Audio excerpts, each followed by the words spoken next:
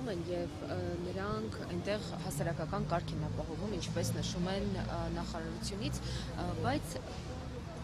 օծված քահանան ներս մտնել չի կարողանում եւ այնտեղ ծառայություն է իրականացնում կարգալույց եղած քահանան։ Իրավական առումով այստեղ ինչ է խախտված։ Ինչ պետք է անի այնտեղ կանգնած ոստիկանը, որ օրենքի սահմանում լինի։ Դուք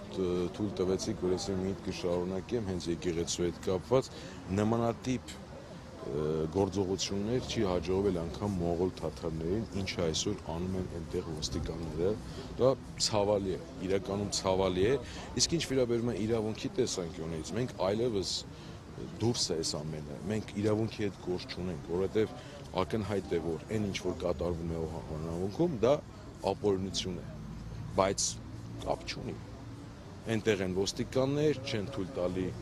իրական քահանաներին Կարելի ասել այդտեղ նոր աղանդ է ձևավորվում, մենք նոր աղանդի ձևավորման ականատես ենք։ Հարությունյան նաև բերանը փակած մի քաղաքացու դուրս հանեցին եկեղեցուց, կխնդրեմ իրավաբանական տեսանկյունից այս հարցին եւս անդրադառնալ։ Տեսեք, մենք բազմիցս բարձրաձայնել ենք, բազմիցս փորձել ենք ուշադրություն հրավիրել այն հանգամանքի վրա, որ Հայաստանում խոսքի ազատության նկատմամբ օր-օրի ոտնձգություններ են իրականացվում։ Դա ցայտուն օրինակն է, թե ինչպես է ներկայիս վարչախումբը, ինչպես է իրավապահ համակարգը վերաբերվում խոսքի ազատության։ Մենք տեսնում ենք, որ սպան կարող է իրեն թույլ տալ անձին եկեղեցից բռնդել, բերանը փակել, ձեռնություն կարելի ասել գործադրելով դուրս հանել, ու զարմանալի չի այլևս։ Եթե եկեղեցում ծափահարում են, դա հենց հետո էլ ոչնչի շուրջ պետք չէ զարմանալ, ոչնչի վրա պետք չէ զարմանալ։ Խոսեցիք խոսքի ազատության մասին,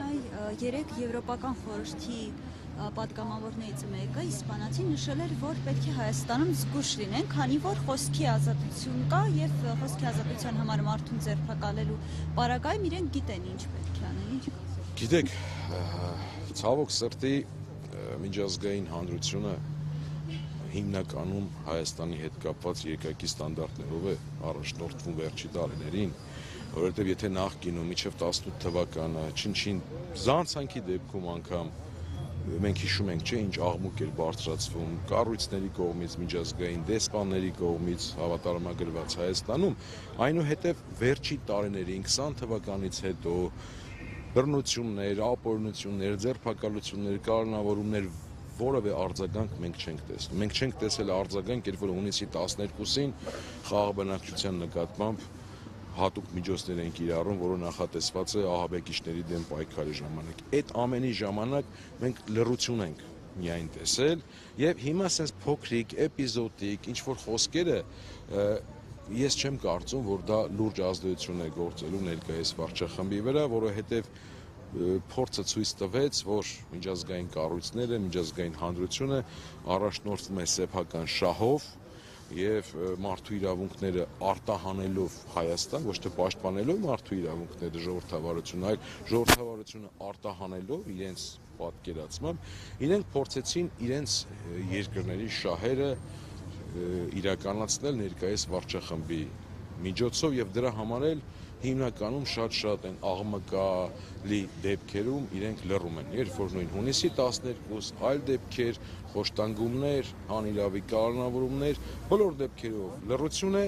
միայն էպիզոդիկ մենք ինչ որ փոքրիկ խոսքեր կտեսնենք, չնայած ողջունելի է։